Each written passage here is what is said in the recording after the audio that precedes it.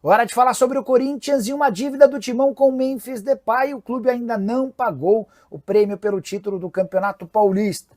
Conquista em cima do Palmeiras em 27 de março. O contrato entre as partes previa o pagamento de 4 milhões e 700 mil reais livres de impostos e o Timão tinha até o dia 20 do mês seguinte, ou seja, até 20 de abril para fazer essa quitação.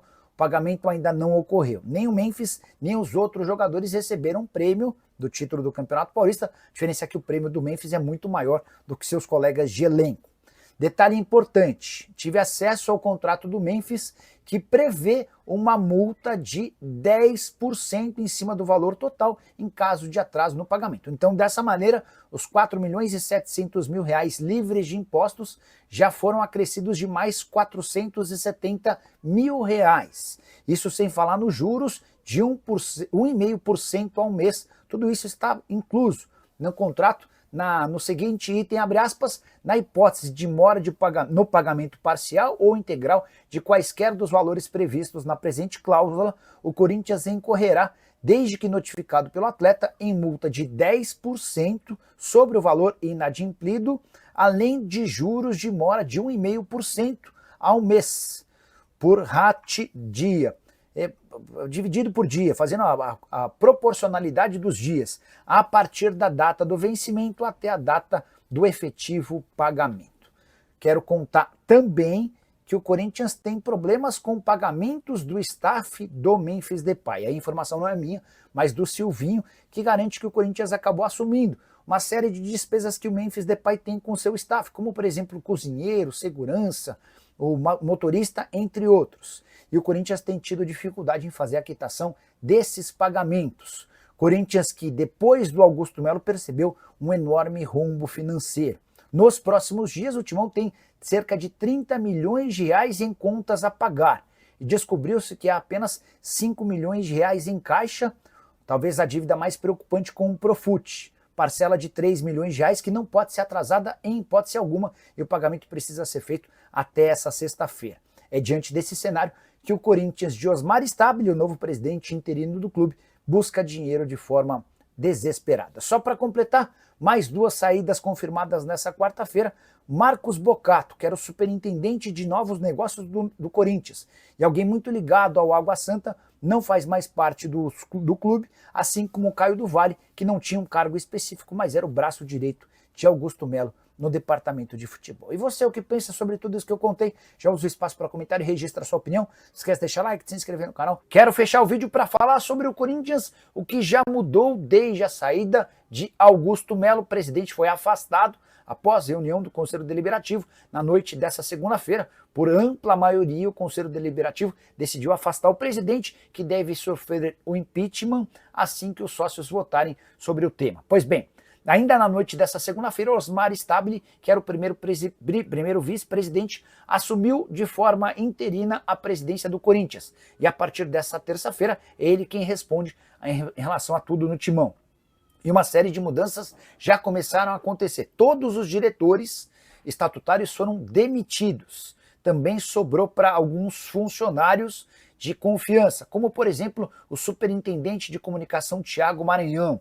Outros também estão sendo desligados ao longo do dia, os nomes devem ser revelados nas próximas horas. A ideia é acabar com quaisquer pessoas da confiança do Augusto Melo. A estimativa e expectativa é de que o Augusto nunca mais volte a dirigir ou ocupar cargo nenhum dentro do clube. Por conta disso, todas as pessoas próximas a ele devem ser desligadas. A questão é que o Augusto contratou mais de 100 pessoas para os mais diversos cargos desde que se tornou presidente em janeiro do ano passado. Até por isso esse processo de demissão em massa vai demorar mais alguns dias. O Osmar Stabile, novo presidente, convocou uma entrevista e demonstrou serenidade, admitindo enorme dificuldade financeira. Ele contou que não há dinheiro para absolutamente nada. Dá uma olhada nessa frase. Se precisarmos pagar alguma coisa hoje, não tem dinheiro.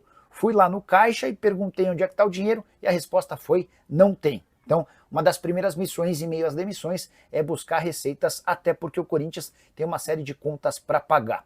O Stabile ainda afirmou que cogita, estuda a volta de Vinícius Manfredi, que atuou como superintendente de marketing na temporada passada e fez bons serviços prestados, colocando mais de 220 milhões de reais no caixa do clube com o departamento de marketing. E você, que pensa sobre essas primeiras mexidas e mudanças no Corinthians pós Augusto Melo, já usa o espaço para comentar e para deixar sua opinião? Não esquece de deixar like, de se inscrever no canal. Hora de informação exclusiva, quero te contar sobre um zagueiro brasileiro de 30 anos de idade, alvo de vários clubes grandes da Série A. E eu me refiro a Bernardo, atleta que é filho de Bernardão, volante que fez história com as camisas de Corinthians e São Paulo. É inclusive o Bernardão quem representa o Bernardo, atleta cujo contrato no Bochum da Alemanha se encerra agora no dia 30 de junho. Já está decidido que ele não continua no Bochum e a partir daí, livre no mercado, ele foi procurado por vários clubes grandes, entre eles todos os times de São Paulo. Pelo menos foi o que me garantiu o próprio pai do jogador, que é também seu representante. Separei a frase do Bernardão para explicar sobre o tema, abre aspas, entre os times grandes do Brasil, só Atlético Mineiro, Botafogo e Flamengo não me ligaram. Importante destacar que nessa lista estão Grêmio, Internacional, Fluminense, Vasco, além de São Paulo, Corinthians, Palmeiras e Santos. Mas, apesar de tanto assédio, Bernardão está convencendo o filho dele a permanecer na Europa. Ele entende que seria importante para o filho jogar por pelo menos mais 2 ou 3 temporadas. Jogador que foi formado na base do Red Bull Bragantino, ou melhor, do Red Bull Brasil, como lateral esquerdo, mas que se tornou no futebol europeu zagueiro.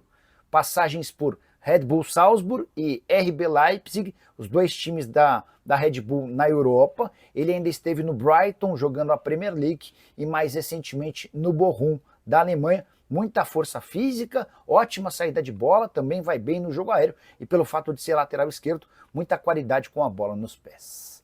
Bora fechar o vídeo para falar sobre mais um papelão internacional do Corinthians. Clube gigante, dono da segunda maior torcida no país e que consegue resultados esportivos positivos no futebol brasileiro.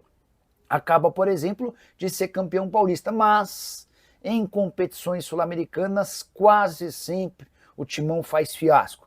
Nesta temporada, por exemplo, queda na pré-Libertadores, ainda assim conseguiu a vaga na Sul-Americana e na noite dessa terça-feira foi confirmada a eliminação do Corinthians na fase de grupos da Sul-Americana, torneio que é uma espécie de Série B da Libertadores da América. O grupo do Corinthians estava longe de ser impossível, embora tivesse as suas dificuldades. O Racing foi o saco de pancadas do grupo, Racing do Uruguai, enquanto América de Cali e Huracan da Argentina eram os principais postulantes e concorrentes do Corinthians à vaga no mata-mata.